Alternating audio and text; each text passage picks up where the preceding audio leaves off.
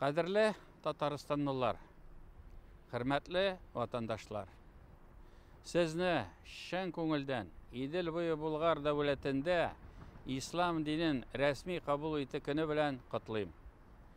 Биредә 11 гасыр элек борынгы бабаларыбыз бийек мөселман цивилизациясенә кушылган. Әлеге вакыйга үсеш юлларын сайлауга дәүләтебез һәм милләтебез барлыкка килүгә зур йогынты ясаган.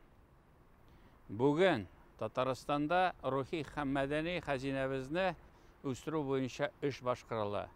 Без дин әһелләренең рухи мирасына тартылабыз. Дини белем бирү өлкәсен үстерәбез. Туган республикабыз һәм бөтен Россия иминлеге турында дуга кылабыз. Тиздән бу изге урыннарга килү һәм ата-бабаларыбызны искә алу яңадан мөмкин булыр дип ышанам.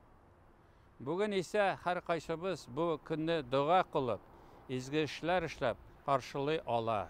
Сезгә чын күңелдән бәхет, тынычлык, игелек телим. Аллаһы Тәгалә сезне рәхмәтеннән ташламасын.